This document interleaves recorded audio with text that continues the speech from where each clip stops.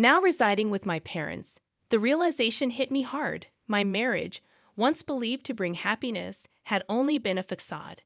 My husband, whom I trusted, turned out to be using me, and I felt betrayed by my in-laws, the mother and son duo.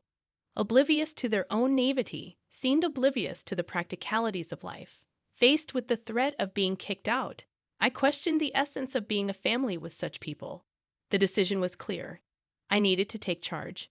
Swiftly reaching out to everyone, I initiated preparations for the next chapter of my life. As for the household items, I arranged for a service to pick them up. The following day, furniture and appliances were taken away, prompting a panicked response from my husband. I am Michelle Thompson, a 35-year-old woman who has been working from home since college. Despite a monthly commute, I am a full-time employee, thanks to the accommodating nature of my company. A motorcycle accident during my college years left my legs disabled, confining me to a wheelchair. Despite ongoing rehabilitation efforts, the prospect of improvement remained bleak.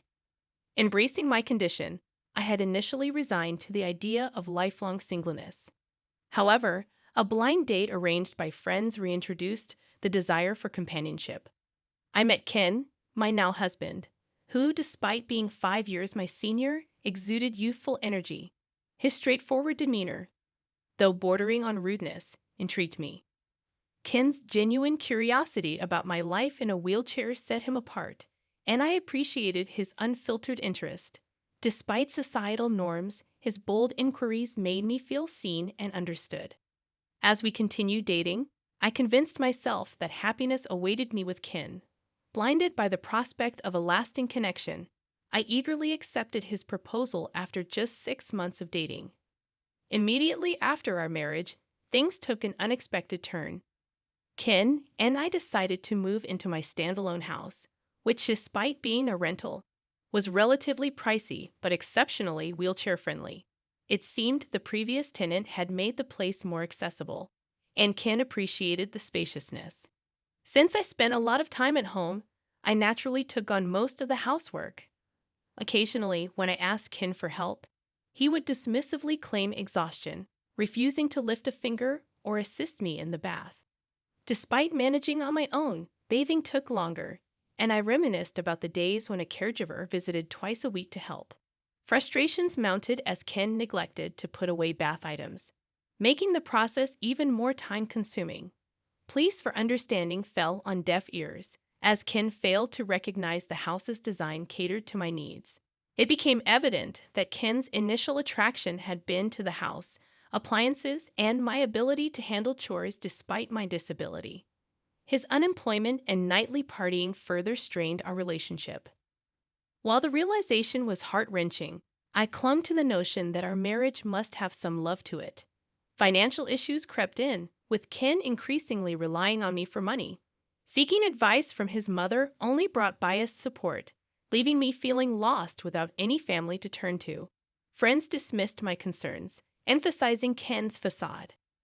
Ken's unpredictable behavior, fueled by alcohol, pushed me to my limits. I grappled with the dilemma of enduring the situation or facing a solitary future. Just as the idea of divorce started to gain prominence, Ken unexpectedly proposed living with his parents. Stunned, I learned he intended for them to move into our place.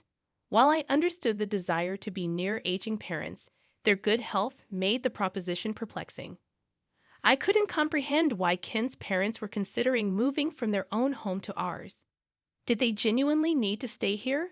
With 4 people in the house, it would be cramped, and given that I work from home, it would be quite inconvenient.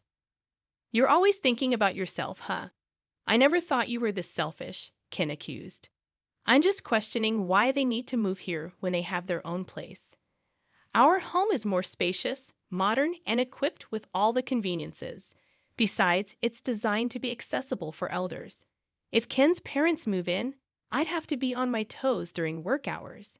While Ken is rarely home, his retired parents would likely be around a lot. Sharing the bathroom and kitchen? I'm slower than most people, and I can foresee the challenges of such a living situation. Can I have some time to think?" "You better hurry up. We don't have much time, Ken retorted. Despite his claim of limited time, Ken wasted no time.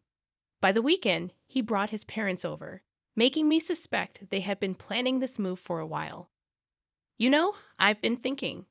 Maybe you should consider a facility, Ken's mother suggested. What? I couldn't believe what I was hearing. A facility for me? Yeah, it's a good idea, right? You have your own limits. In a facility, they take care of everything. It became apparent that Ken wasn't just contemplating his parents moving in. He was also considering sending me away. I'd visit you from time to time. That statement jolted me awake. If not now, then when, Ken? What am I to you? Your wife, right? Would you really tell your beloved wife to go to a facility? Hold on. When did I say I love you, Michelle? Ken's words flushed my face with anger. This guy, Ken, was using me. Wasn't it my fault for letting it get to this point? I thought I had to draw a line. Then, even more shocking words came out of Ken's mouth. In this house, I'm going to live with my parents. You, an outsider, can go live in some cheap facility. What'd you just say? I looked to his parents, hoping for support, but they just had eerie grins on their faces. Why are you laughing? What's the big deal, huh? Were they targeting my home even before our marriage? Things have been escalating too fast lately. I need to evict these people. Please leave. What, leave now? How can you talk to my parents like that? I felt like I saw the real Ken. He was yelling at me with such fury. If he cares so much for his parents, why doesn't he earn his own money and build them a house? Why does he have to take mine?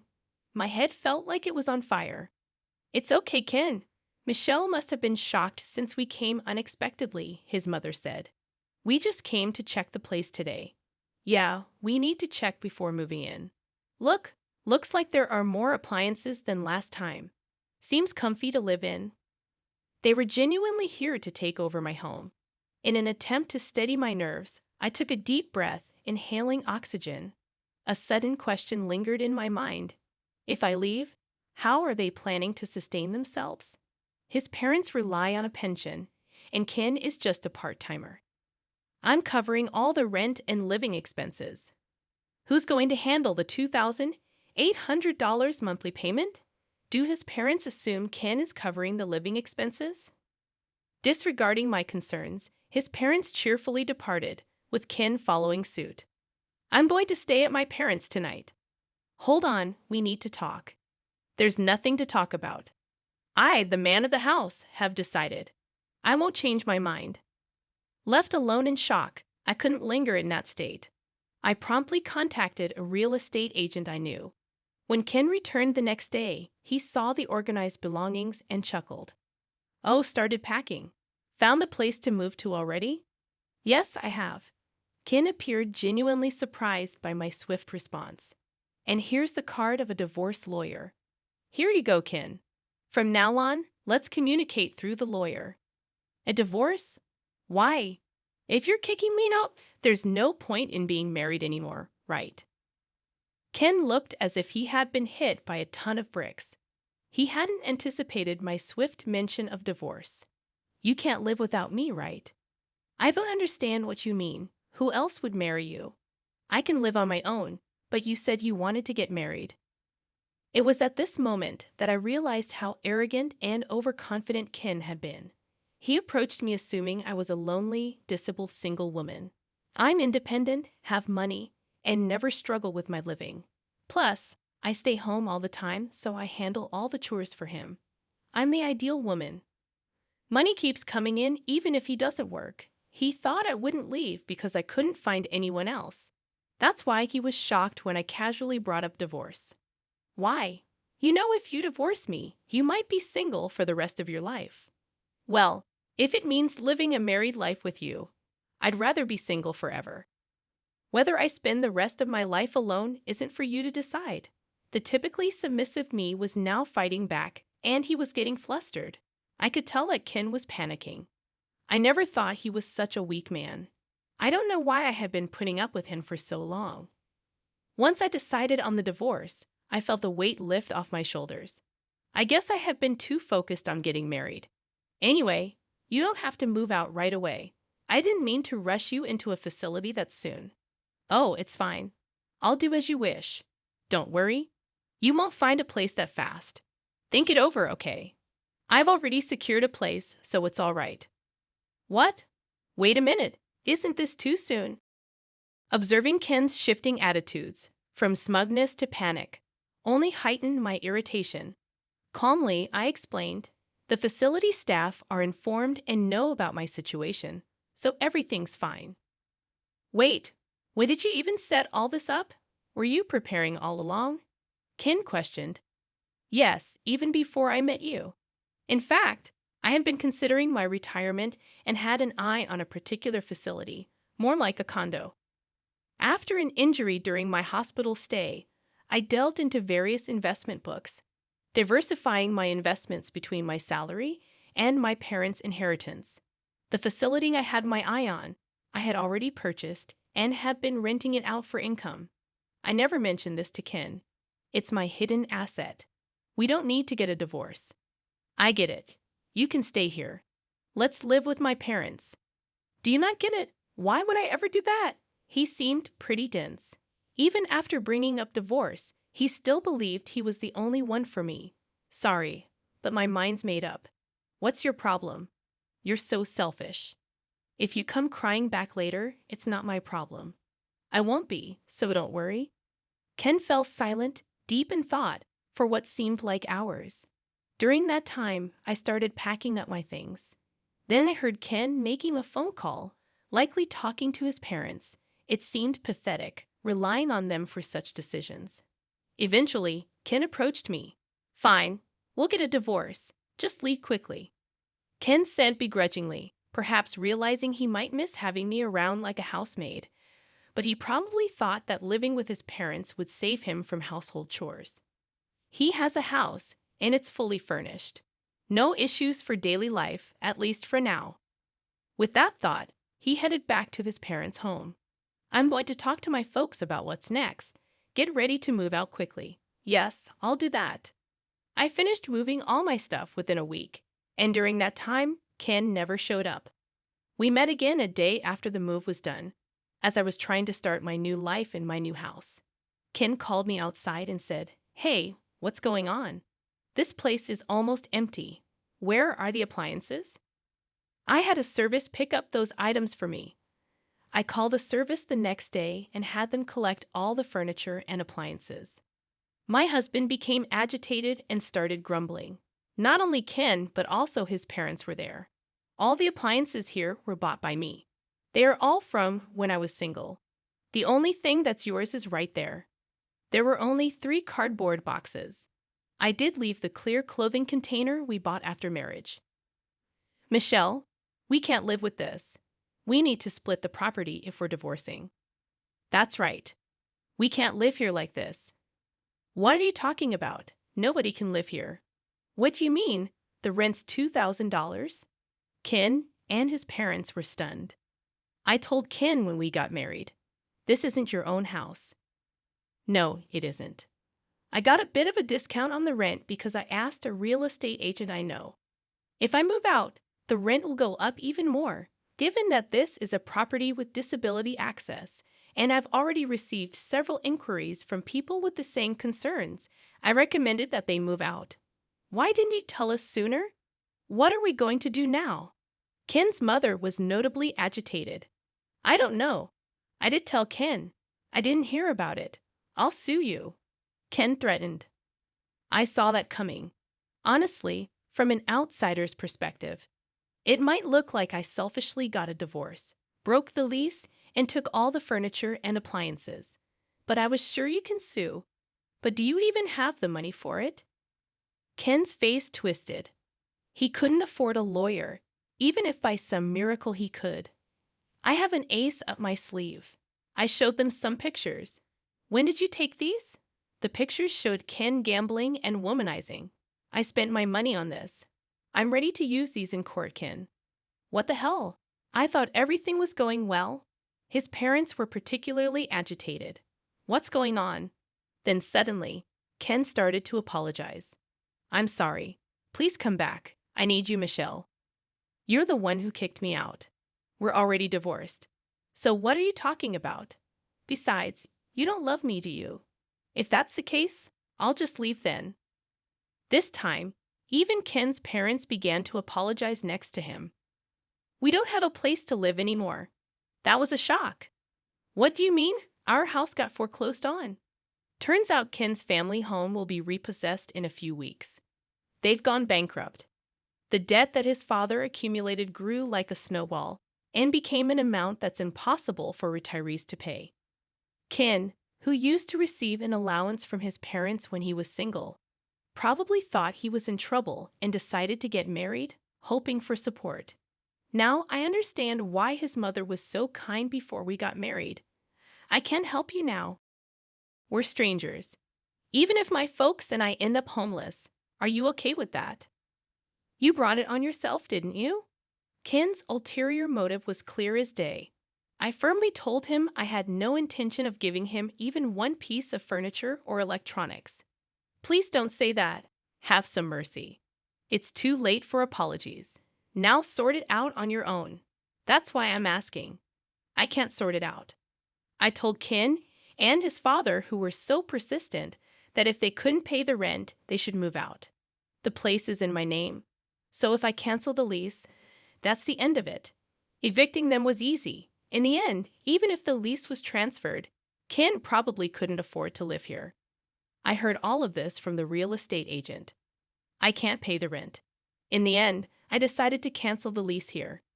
I no longer need this place, and since the divorce is final, everything is over. I somehow kicked out the stunned family of 3 and locked the door. What are we going to do now? I can move into a facility. Goodbye. Facilities like that probably have no freedom and are the worst, right? Good luck in that crappy environment. Maybe Ken felt unsatisfied, not having the last word because he spat out those bitter words. I ignored Ken and his parents and left the scene. But Ken wasn't going to stay put. A few days later, he showed up at the facility where I had moved. Hey, what's this about? Looking at the facility where I was, Ken looked like he was about to faint. It's not a crappy environment at all. It's a luxury facility worth $1 million. I had saved up money, and with the earnings from my investments, I bought this place. The previous occupant had left at the perfect time, so I was able to move in immediately.